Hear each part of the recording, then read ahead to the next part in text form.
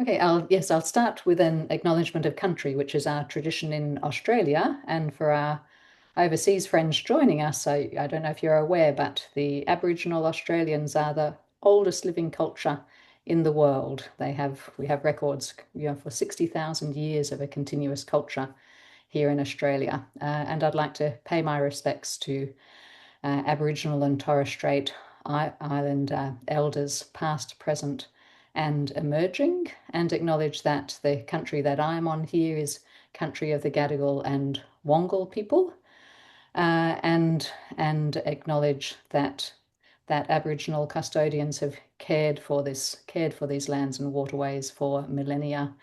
And we live on country that has not been ceded and always was and always will be Aboriginal land.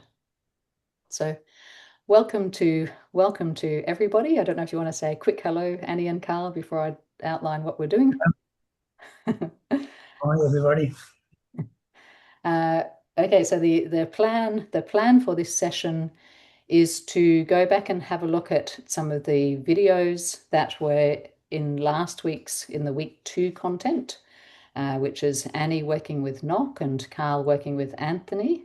And Annie and Carl will talk through their analysis of those videos, which is what you had some worksheets that you could use to guide your analysis of their movement problems.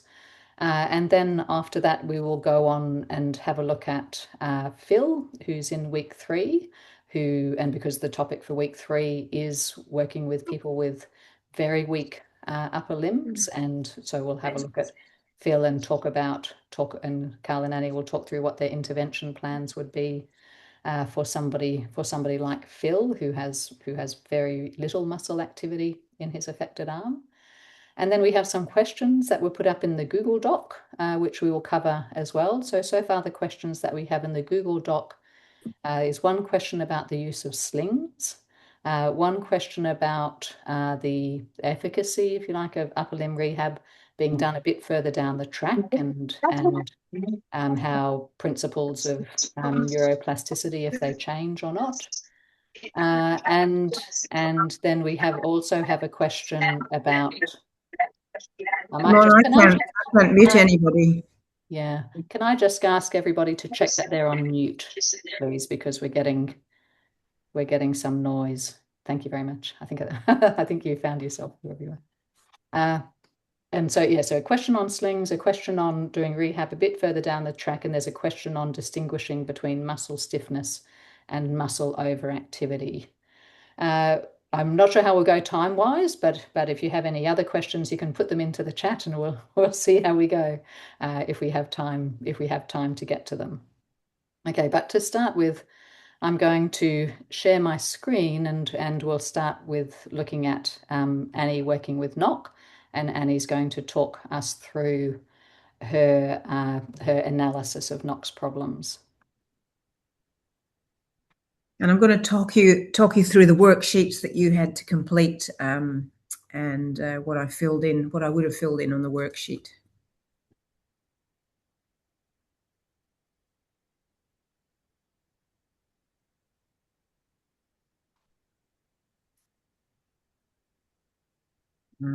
Are we going to leave the audio off, Simone? That's fine. I think that's fine to leave it off. I think it's probably easier to have it off. Yeah. So I basically started looking at his transport and pre-shaping. Sorry, I'm just trying to get it to replay. No, not to share. Oh, sorry, wrong button. Get up and move it to there. So I can see that he can get his arm forwards to the cup, but has a lot of trouble getting a big enough space to pick up the cup. So I can see that he has some thumb movement, some finger movement, not much in his wrist. Get up and move it to there. And to transport his hand forwards to the cup, he has to compensate by abducting his arm and internally rotating. So he can't go straight forward. So what I'm thinking as I'm watching him here is that I want to check Does he have some external rotation? And can he slide the cup forwards if he doesn't have to actually lift the weight of his arm? And that will allow me to decide if his main problem's at the shoulder or the hand or both. So on that worksheet that you have, I've already started thinking about the compensations I'm seeing. So he's got abduction of the shoulder, internal rotation of the shoulder. His hand is quite pronated as well, which you wouldn't expect typically for somebody when they're pre-shaping. And his thumb's in a bit more extension than in thumb abduction. So then I think I go on in the second video to getting him to put the cup into his hand. Which one do you want? There's Yeah, we'll just stay on day one. That's day one, the forward flexion. Yeah. Yeah. So, and I used a cardboard tray table. I usually have one of them handy because it allows me not to have to worry about getting a table in place. So they're very handy for taking to the ward or taking on home visits. So this time I'm asking him to put the cup into his hand. I'm not laying on my hands unless I absolutely have to.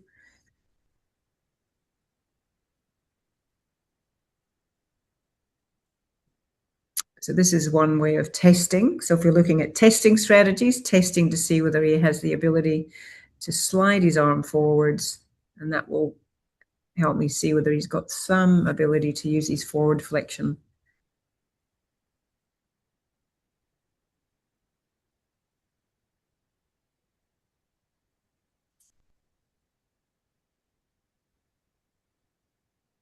And what I can see there is it's still very hard for him to do, even with the weight of his arm supported.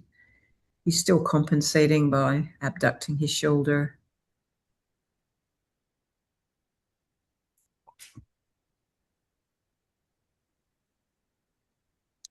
Giving him too many instructions.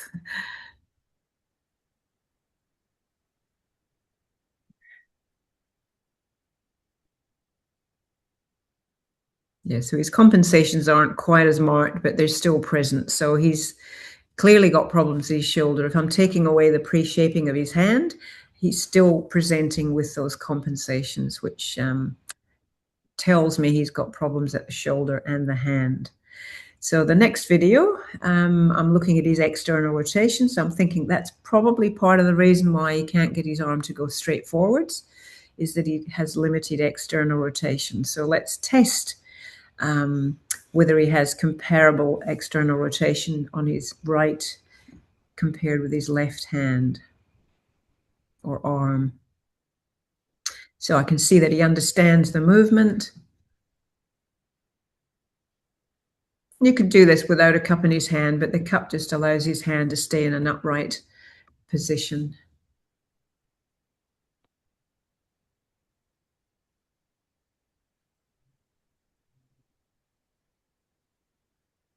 So he's got more external rotation than I had expected. He can go, to the level in front of his leg. So he does technically have enough external rotation to go forwards. And so what that tells me, he's got some external rotation, not as much as on his left. But part of the reason why he can't take his arm forwards on that cardboard tray table is that his anterior deltoid or forward flexion is also weak. So that's really as far as I go with that assessment. You don't see me looking at his thumb or his fingers, but I could tell from the very first video that he does have difficulty making the right shape, a big enough space, and he doesn't seem to move his wrist back. So I'd be wanting to test his wrist, have a look at his thumb abduction, see how far he can abduct his thumb on the top of his index finger. Holding onto a cup, can he extend his wrist back fully? And that would probably be the extent of my assessment. I don't want to spend more than about 15-20 minutes on the assessment. I want to get on to doing some training of, in this case, it would be his shoulder external rotation and forward flexion. And we do actually have, Annie, I don't know if you want to go back to that, but this is like the that's the next day after he's done some practice of his forward flexion and external rotation. Yeah. Have a look at that. So I'm looking at, and what I'm doing here is actually also assessing his ability to drink from a cup, which is going to be difficult because he doesn't have very good forward flexion. He's having to compensate because of the weight of his arm and the cup.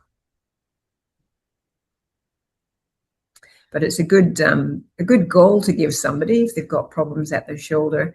Can they get a cup up and drink from the cup? That video where she showed Cara and Joe, can you just mute yourselves, please? Yes, sorry.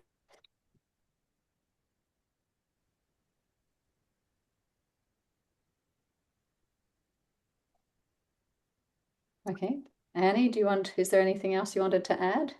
I don't think so, no. Okay. So the main tasks that I assessed were reaching for a cup and then sliding a cup forwards on his leg or on the cardboard tray, and then drinking from the cup. I think just watching these videos again too, it's a really good example of how you can start to, as part of an assessment process, of thinking, okay, we reach forwards for the cup is going to involve transport, but also requires pre-shaping to get your hand in the right shape. So if you then take away the pre-shaping, so you're then primarily looking at the shoulder. But I think the important thing for the person that Annie's working with is that in fact he can start to begin that process too and understand the distinction between the problems with his hand versus the problems in his shoulder. And then that conversation can go around, well, where do you want to spend most of your time? Do you want to spend your time on your forward flexion or your pre-shaping? So it helps to open up that conversation with stroke survivor about where they would like to concentrate their training as well. So it's very helpful to use items in somebody's daily life that helps them begin to understand why they're having those problems and where they might begin to do their practice. And I guess what's quite striking is that there's decisions that are made about, like as you're saying, Carl, pretty much that about concentrating on one main area rather than going through and doing lots and lots and lots of assessment. What Annie's focused on is there's a decision that's been made to focus on the transport component and start training there.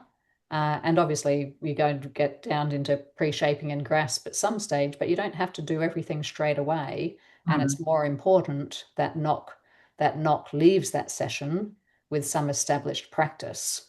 And so he left that session Ronaldo, you just need to mute yourself. He left that session with some established practice and some homework to do, and was quite different when he came back the next day. And there's no need to do a manual muscle test. That would just take an additional time. I've got enough information about his difficulties transporting his arm forwards and lifting a cup to his mouth. The weight of his arm, as you can see, is quite challenging for him. So that a manual muscle test wouldn't give me any extra information. I think too importantly, I think sometimes you get bound up in these specific tests like manual muscle tests, for example, which aren't actually all that meaningful for the stroke survivor. Whereas actually understanding that you can't bring your arm forwards because this muscle isn't strong enough, you're already assessing their strength, but you're doing it functionally rather than having some formal test, which doesn't actually mean very much to the stroke survivor themselves. And part of our assessment to get them committed to the practice they're going to need to do is giving them something meaningful to practice, which is what you're saying, Simone. And giving him 10 things to practice, he's not going to practice 10 things. If we give him one thing to practice and then he comes back the next day or a week later and he can see how much he's changed, he then has a commitment to continue that practice. So I think it's really important that we do distinguish and then have reasons as to why this particular practice is important because it's going to make this difference to your reaching or your pre-shaping. Okay, you ready for Anthony, Carl? Why not? Yes.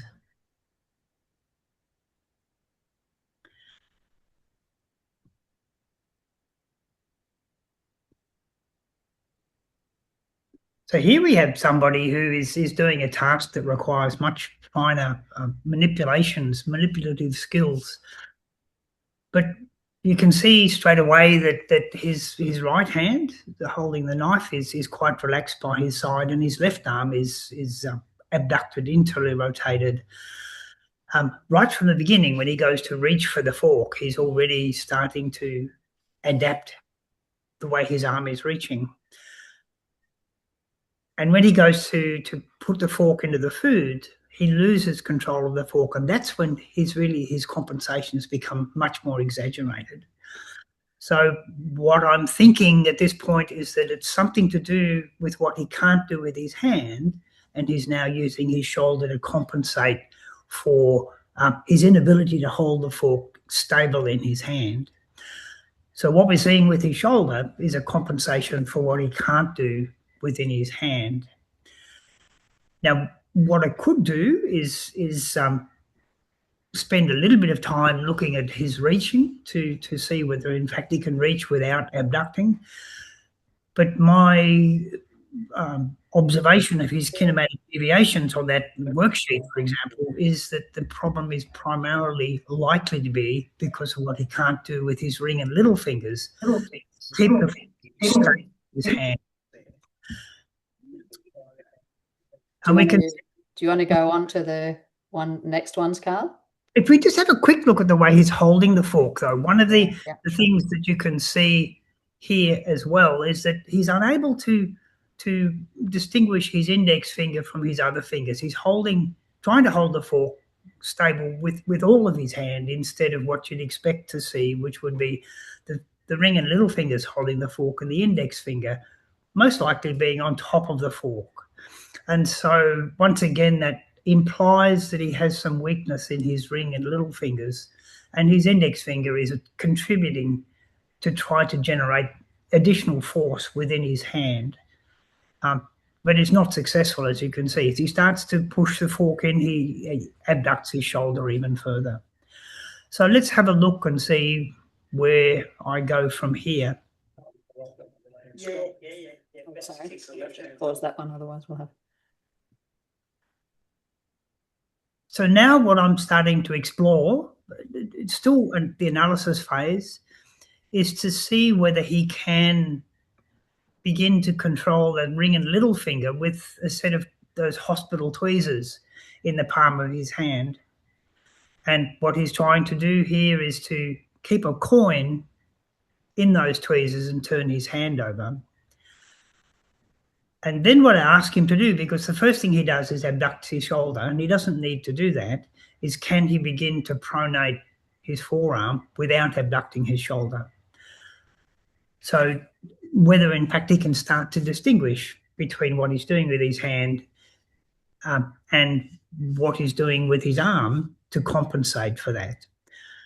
So I'm not so concerned about the position of his wrist at the moment, but really to see whether in fact he can begin to hold the tweezers in place. And you can see that he spends much of the time with the coin falling out of his hand. So that starts to confirm my assumptions about the impairments. If we go into the next column here, the potential impairments, that in fact he has significant problems sustaining the force in the ring and little fingers without going to any of the more details of holding it there and flexing his wrist and so on.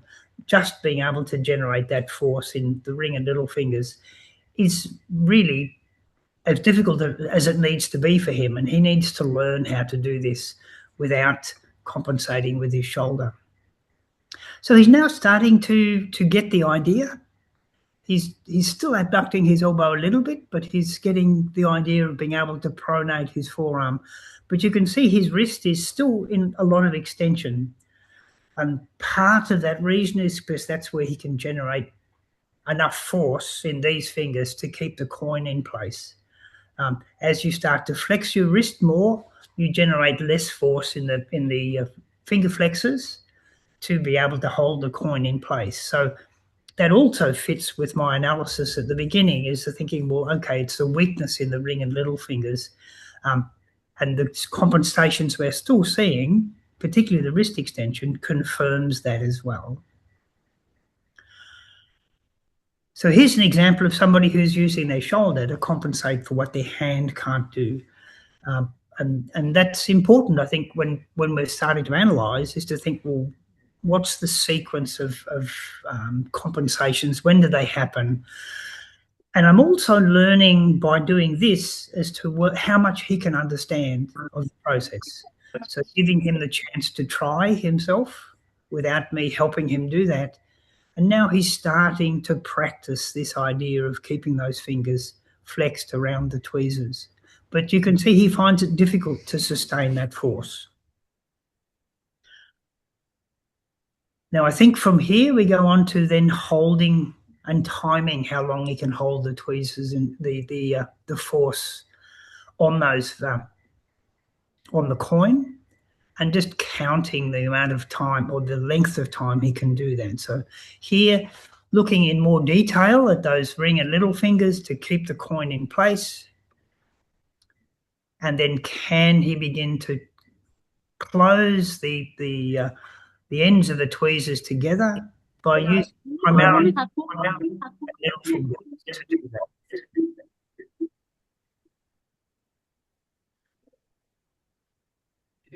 So that's my reasoning at this point, and now giving him more detailed information about how he's actually using his ring and little fingers.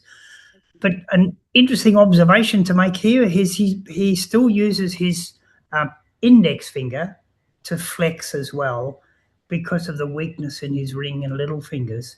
So his index finger is trying to assist as well. But if I spent time getting him to try and keep these fingers closed and opening his index finger, that will be too hard. So it's really starting to think about where to concentrate and what to get him to concentrate on. And he finds this quite hard enough to do.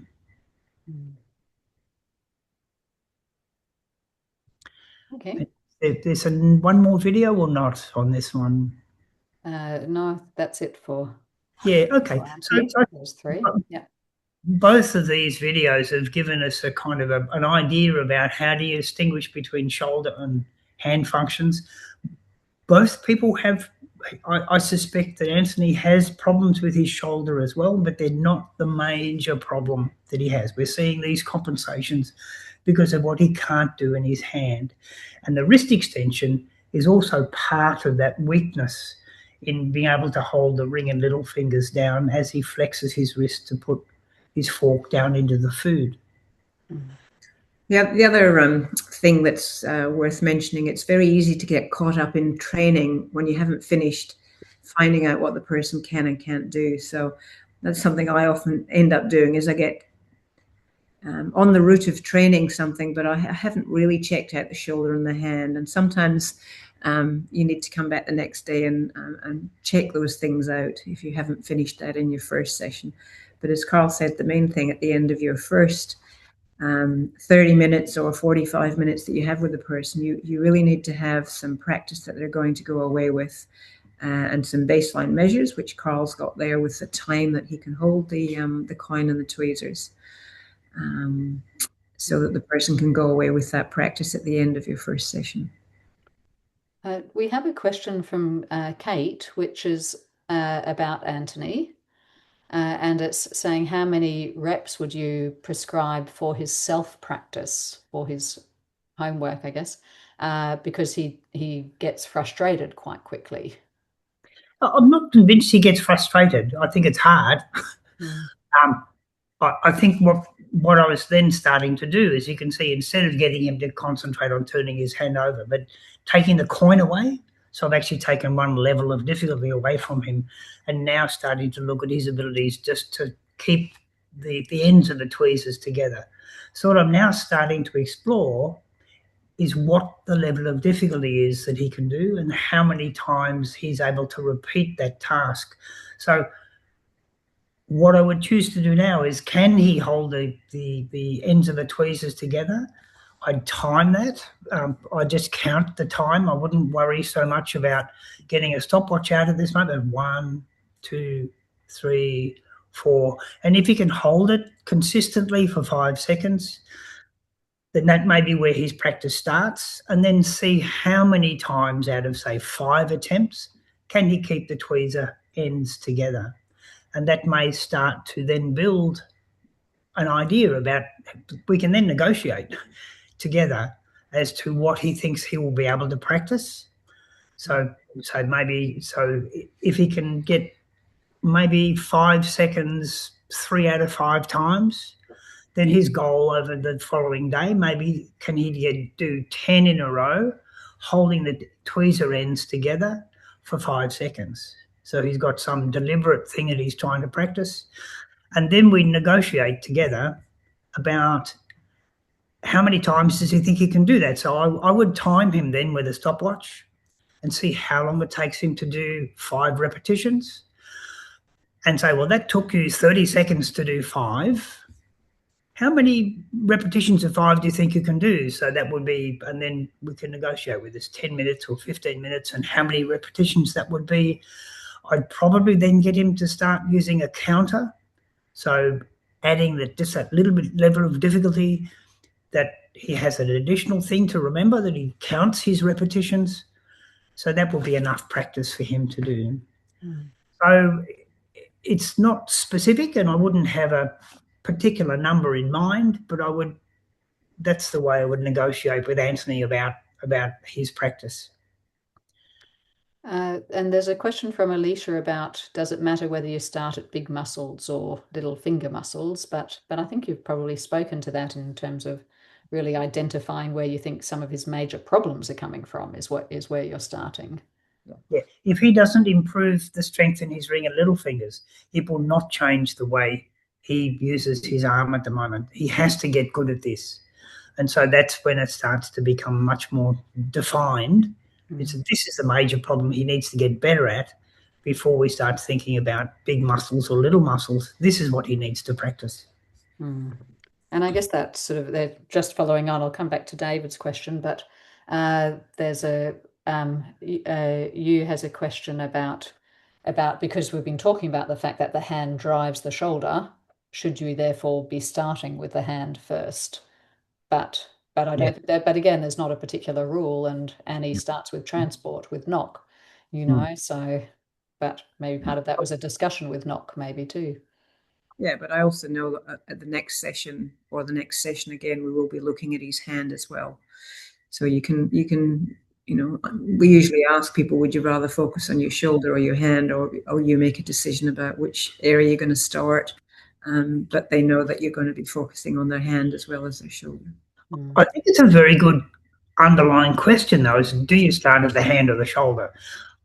I now start with the hand, because I think the shape that the hand can make will determine what the shoulder does. But if I find that there's absolutely nothing in the hand, then I'll put something in their hand and see if they can move it around. So I'm now starting to move back to the shoulder. And so it's another way of kind of systematically looking from the hand back to the shoulder. And it may be that you evolve the practice to concentrating primarily on protraction as one example, because you haven't found muscle activity anywhere else. But I wouldn't start at the shoulder just for the sake of it being big muscles, because that's not the way our arms work. And maybe just a very quick question just while we're on Anthony is from David about whether you're worried about whether it's in pronation or supination when practicing the tweezer. At the moment, it's quite hard enough for him just to practice trying to get those fingers to work.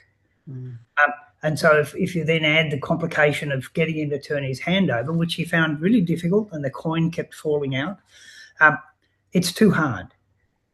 So coming back, and even if the only way he can do it is with his wrist in extension, but he gets better at being able to turn those muscles on deliberately, then you can start to progress and perhaps try to do it in a little bit more wrist flexion, where it's harder to generate that force, or perhaps you increase the amount of time he spends with his fingers holding onto the tweezers.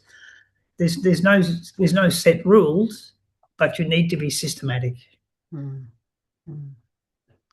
I think, yes, maybe there's another one which the answer is there's no set rules, but Lucy's question is, would you regress to a larger object in the tweezers to make it a bit easier so that you could get his wrist into a better position? Yeah, so that would be another way of exploring his abilities. So can he do it with a larger block in place? Perhaps something that's not quite as slippery as the coin, so it's a little bit easier for him to not be apprehensive about doing it. Would be another way of exploring his abilities to hold that force. Sometimes I'll take 2 coins together or 3 coins together, so it's a little bit thicker. You want something with a little bit of weight that will drop out, because sometimes those little lightweight blocks just stay there and they don't drop out at all. Okay, I know there's some other questions, but I might go on to Phil so that we have enough time to have a look at Phil. So I'm just going to progress through. So this is Phil, who's really got very little muscle activity, and I guess people were asked to think about, having covered the content on strategies to use for somebody who's got extreme weakness in their arm. What your approach would be to starting with Phil? Carl and Annie, where would you like to start? Why don't I? So I might just mute that. Watch the video. Yeah. So he's been asked to pick up the tally counter there, and he's having to have quite a lot of manual guidance, if you like, to hold his forearm in a position so he can get his hand around it. Without the therapist holding, you can see he just has to chase the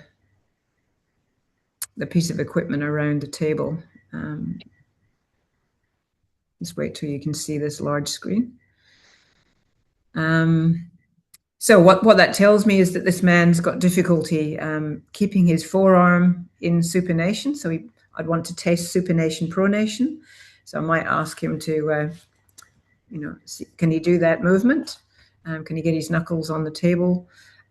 He's also having difficulty sliding his arm forwards. He's using his body a lot to get his hand forwards. So I'd probably want to do something similar to what you saw with MOOC, which would be to see whether he can, slide his arm forwards to a target that's much, much closer. So he doesn't have to use his body as much, maybe just an inch away from where his hand is. It doesn't matter if his hand's in that position. It doesn't have to be in that position. But that will give me information about whether he does have any movement in his anterior deltoid. And I can also put my hand and fingers over the anterior deltoid muscle to see if I can feel any movement there. Then I'd also want to see, does he have external rotation? I'd have a look at, can he slide the thumb across the top of his index finger? Has he got any wrist extension? Can he lift his hand up? And that's probably all I'd need to look at. That would give me an information about where he does have some muscle activity. That's where. And then in the situation, which kind of was pretty much the case with Phil, that he really didn't have any kind of active movement of those movements, where would you go to then? Well, what's essential for him to be able to use his arm, he needs external rotation. So I would probably have a look at, does he have any external rotation in this range from his hand close to his body? Can he slide it to a target that's just a short distance away? So, from here to a target maybe here. And if the only way he can do that is by moving his arm into extension or by twisting his body, that would be something that would continue to practice because he needs to get external rotation. And then with thumb abduction, he needs thumb abduction to be able to get his hand to open. So I'd probably focus on either wrist extension or thumb abduction or supination. And I might use electrical stimulation to try and get his thumb or his wrist to contract with the electrical stim, and then see if he can move that afterwards. I'd try mental practice. I'd try mirror therapy, all those interventions that you'll learn about in the next couple of weeks to try and elicit muscle activity. For me, you can see quite apparently that he's profoundly weak. Like the movement in his arm we're seeing is purely because he's moving his body to try to move his arm. And just to add on from what Annie's been saying, definitely I'd think about those essential components. You know, what does he need? He needs wrist extension, he needs thumb abduction, he needs supination, he needs forward flexion, he needs external rotation. And so maybe a sheet of paper or a cardboard sheet, as Annie showed with knock, and mark on the sheet just a line that's perhaps 2 or 3 centimetres away from where his arm is, and have a starting point and a finishing point, and see whether he in fact is able to do that. And I would clearly define the number of repetitions he's going to be trying to do. So have 3 goes. I'm going to count you in 1, 2, 3, go. So there's a point at which he's starting to do the attempt and then stopping the attempt. So we're actually counting the repetitions of his attempts to practice as a beginning to learn how to count your repetitions. If I can't find anything in his hand at all, I would go back to his shoulder and look for protraction. So can he, with minimal friction, so whether his arm's in a cardboard cylinder and he's on a can or something, so that he doesn't need to generate much force at all, can he protract his shoulder? And it's quite common that people can find protraction if they can't find any other muscle activity. So, but I would explore, as Annie was suggesting, those things first, and then pick one. Is it wrist extension with electrical stimulation? And you just do as many repetitions as you can within the session. So he maybe has 10 repetitions of electrical stimulation. He has 5 attempts on his own going back to a goal, 10 attempts with electrical stimulation, 5 with him trying himself. So it's this continuous attempt to get him to learn how to practice, but secondly, to seek muscle activity. Because unless he gets muscle activity, he's not going to have a functional arm. It's kind of that simple. And I think what I'd maybe add into that too is that with the electrical stim, is there's a few things you could do to try and increase the way he tries to work with the machine. So when the machine turns on, that he tries to lift with the machine, that you still have a visual cue to the movement, that if you can adjust the ramp down time, the time that the stimulation takes to move from its intensity down into its rest cycle, and say, it's the machine's going to take 3 seconds to turn off. So during that 3 seconds, try and hold your hand up against the marker, so that he's really trying to engage with the electrical stim while he does it. Okay, shall we move on to the other questions? Why not? Then, okay, so the first question, I'm just going to bring up the Google Doc there. I just need to get out of here. Okay.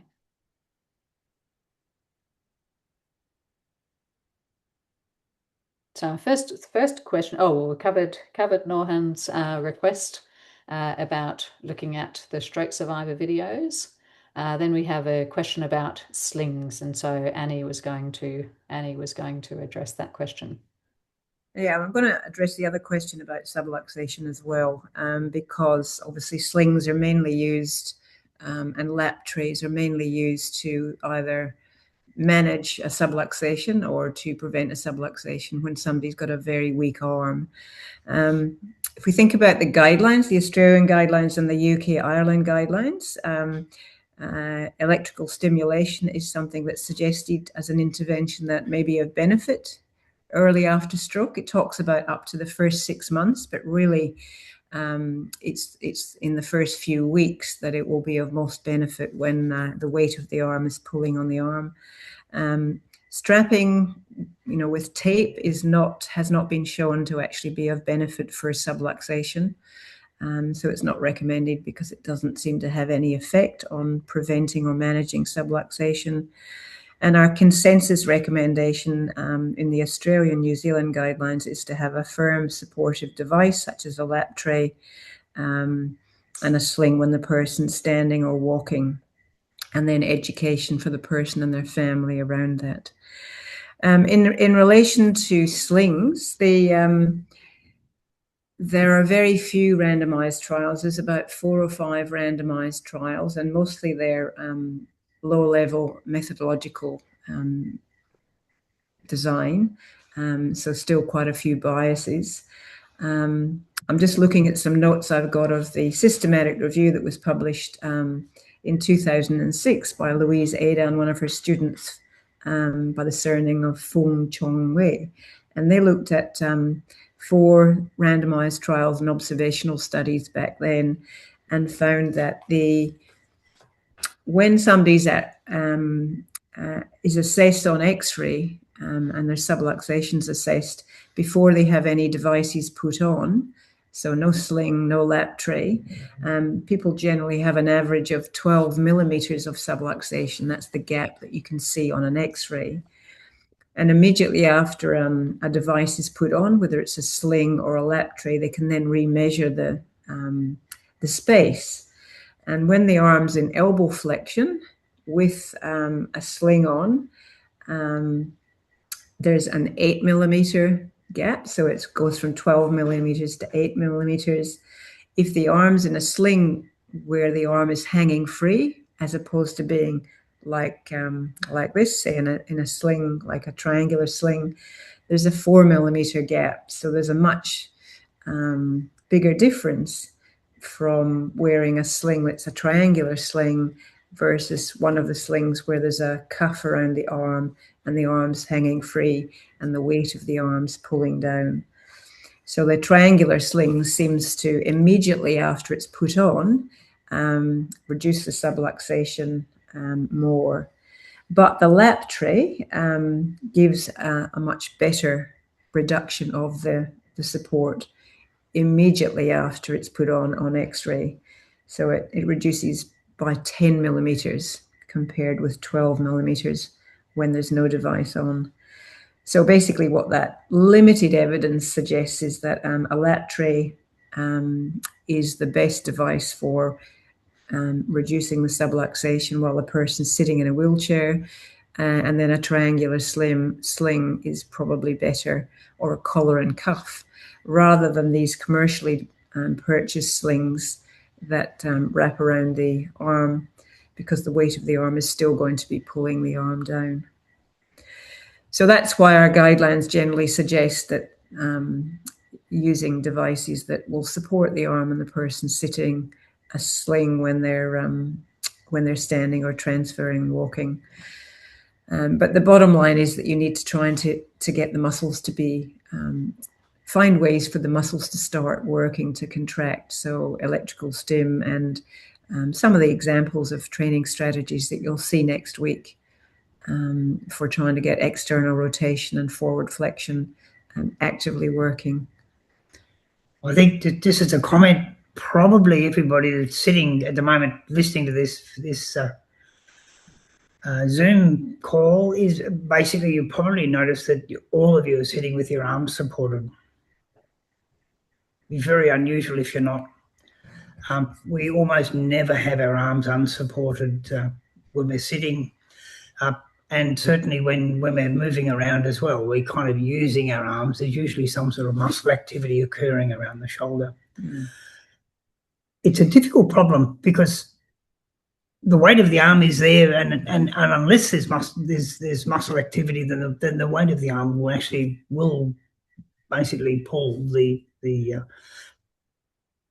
humerus out of the fossa. It's kind of like it's the muscle activity that actually sustains the position of the shoulder. It's not a passive thing.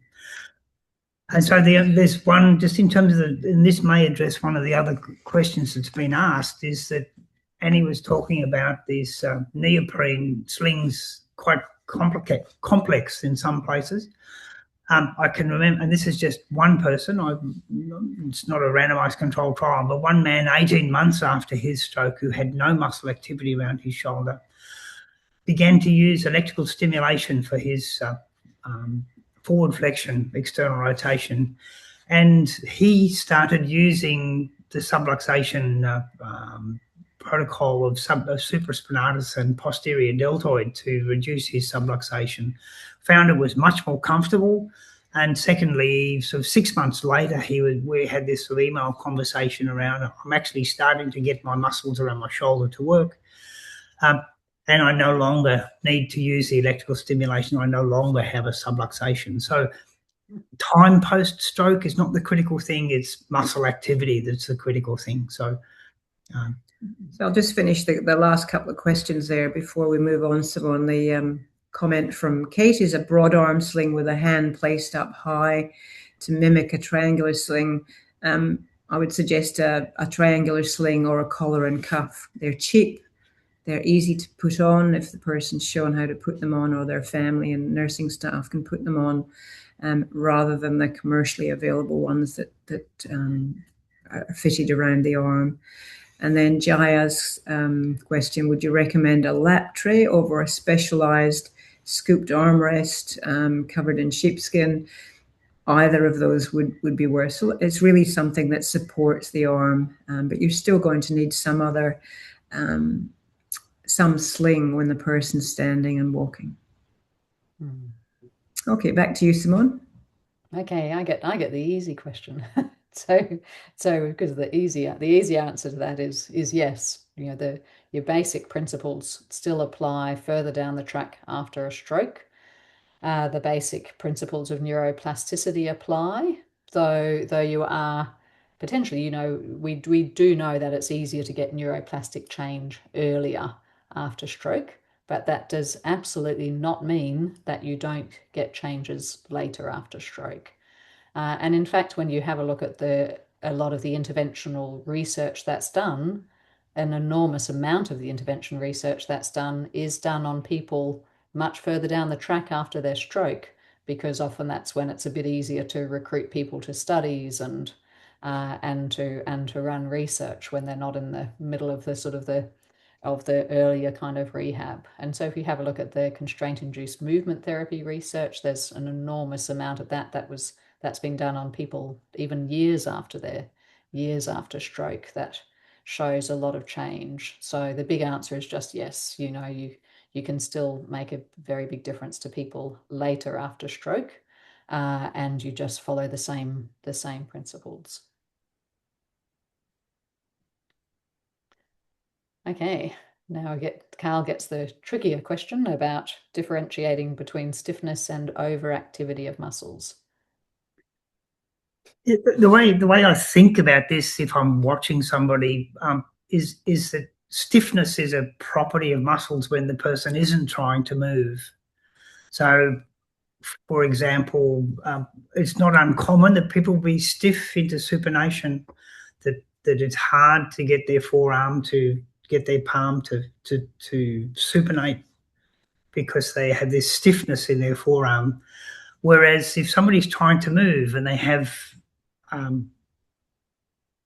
overactivity in certain muscles in preference to others, would be the way I'd describe the difference between stiffness as being a kind of a passive property, if you like, which you can measure, versus somebody who preferentially uses some muscles more than others because they're the muscles they can turn on more easily. And it's not uncommon for stroke survivors because they want their arms to work so much that they will just turn some muscles on. And usually it's shoulder muscles in preference to hand muscles, because they can turn those muscles on more readily for whatever reason. It's not always the case, but it's not uncommon. And they'll use their shoulder muscles, for example, when they're trying to turn their hand muscles on. So people learning how to keep the rest of the arm relaxed while they're trying to do something else. So distinguishing between that stiffness that you can, when you try to turn somebody's forearm over and you need to use a lot more force to get their hand to turn over into supination, versus somebody that just turns some muscles on because they're the muscles they can turn on easily or more easily. When they're trying to turn their hand muscles on, for example, but they elevate their shoulder or abduct their shoulder or flex their elbow, what they're really doing is using the muscles that their brain can turn on, but it's not the right muscles. So getting people to learn how to relax and be soft when they're trying to get their muscles to work is also something to explore when you're trying to find muscle activity. If every time somebody tries to extend the wrist, they elevate their shoulder or abduct their shoulder, then that's something that they need to learn how to do. So planning to extend your wrist without elevating your shoulder or abducting your shoulder. If you can start to see that somebody can begin to do that, even though you're not seeing wrist extension, but you're not seeing shoulder elevation or abduction, then what that tells you is that person's brain is different, that they have a different plan, and they're actually exploring different ways of trying to get their brains to turn their arms on. So if you can at least get somebody to change what they're trying to do with their brains, then that kind of is more to do with muscle overactivity than with stiffness. I don't know whether that's helpful or not, but that's the way I kind of have it in my own head.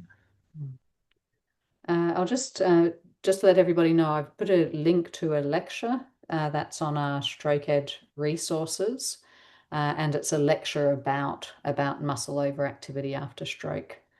So you might find that interesting. And it's Carl and I talking about really both upper limb and lower limb, but sort of strategies and really exploring strategies for training people who have sort of significant muscle overactivity. There's a question, because we've still got a few minutes, and we have talked about shoulder subluxation, but Argus put a question earlier about managing swelling in the hand. And as there is more information on this in week 4, but maybe you'd like to touch briefly on that, Carl or Annie, about strategies around hand swelling in the hand. Yeah, the lecture I think that's coming up in a couple of weeks' time I recorded. There's very limited evidence. There's no randomized trials on the treatment of edema or swelling in the hand or the arm. And so the recommendations you'll see in the Australian and the New Zealand and the UK Ireland guidelines are based on consensus or opinion rather than on trials, because there are no trials. So a lot of people will use the pressure gloves. Some people will use elevation, and yeah, the evidence is very limited on those interventions. Mm-hmm. Electrical stim's been used in one randomized trial, so that, you know, by using electrical stim on the flexors and the extensors of the wrist to basically get the muscles contracting in both directions. So they're probably the main 3 interventions. And if you're going to get any benefit from them, you know, you should see that quite quickly if it's going to make a difference. But there's not strong evidence for those interventions. Yeah, I think it's worth exploring, as Annie was suggesting, the electrical stimulation. Take a photograph of the person's hand, and just the Faggery paper with Annie was alluding to is that it's a small study. I think it's 8 subjects, but they were randomized to either elevation or electrical stimulation of the wrist flexors and the wrist extensors. And the outcomes for those that received electrical stimulation was better than those that had elevation alone. But it's worth trying, because if you can stop somebody's hand from becoming that sort of chronic, really painful hand, then it's worth exploring. So I would certainly, when I was working clinically in the hospital, if somebody had one of those hands that looked quite sort of swollen from the beginning, I would try electrical stimulation, wrist flexion, wrist extension, take a photograph, and then photograph it again in a few days' time and see if there's any difference. You could also try, and this is just exploration, there's no trials to suggest that this is a good thing to do, but you can also put electrodes on either side of the palm of the hand, or the dorsal and the palmar surface, so you get the intrinsic muscles of the hand contracting. And that's another way of giving the muscles within the hand a chance to contract, and perhaps even combining that with elevation so that you then optimize the chance for the lymph system to drain.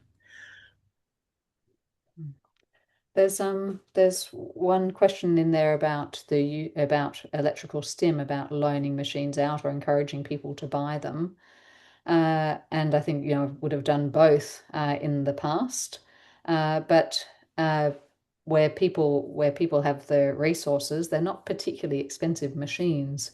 In Australia, they cost roughly sort of 200 Australian dollars, and so if somebody's got quite significant weakness, or if they are getting some swelling and it's going to be very beneficial for them to use electrical stim more long term, and they could afford it, I would be encouraging people to buy their own machine. Or if not, having some that you can loan out is certainly very helpful. Okay, we've got a couple of minutes left, and there's a question from Christina about the best approaches for managing flaccidity. That's next week. It's for next week. But flaccidity, I mean, my interpretation of that is paralysis. Very weak. Yeah, well, that's this week, Annie. We're on very weak this week. So Christina, I'd really, I guess, a flaccid arm is an arm that has no muscle activity, that is extremely weak. And so it's this week. It's all those things we've been talking about for Phil. Phil has, I guess, what some people might describe as a flaccid arm. And it's so everything that we talked about with Phil, really exploring regularly, looking for active muscle activity, using electrical stim, mental practice, mirror therapy are some other options. No, and that's I get another easy question there. The answer to that is no, Lucy. Having no sensation in the hand or pain in the hand is not a contraindication to using electrical stim. There's a new practical guide, and I did add it into the week 3 content. It was only published literally about a month ago in the Journal of Physiotherapy, and it's a practical guide to the use of electrical stim, and it follows on from some of the authors. I was part of an author group that redid the Cochrane review of electrical stim that was published last year. And then Kate Scriven and Louise Ada and Tash Lannon have published a practical guide to electrical stim that I did put into the week 3 content, and that's very useful, I think, because it goes through the contraindications and precautions, and has lots of kind of practical tips for the application of electrical stim. I'll add it into the Facebook group as well. Okay. An hour already, so that's an hour. So I hope nobody else has burning questions. But I've just noticed. I just want a quick shout out to, because I can see Chandra there, and I'm very, very excited that Chandra is here. Hello, Chandra, and I'm going to be heading over to Dili. So Chandra is in Dili, and I'm heading over there in July, August, which I'm very, very excited about. I'll see you then, Chandra. Okay, well, thank you very much to everybody for joining us. If people missed sections or came in late, I'll put a link to the recording up. I'll add the link to the week 4 email, and I'll put it up in the Facebook page once I get it loaded up onto Vimeo. Thank you for all your thought-provoking questions, and maybe we'll see you at the next Q&A, or hopefully see you all on the Facebook discussions and things too. Oh, thank you, Christina.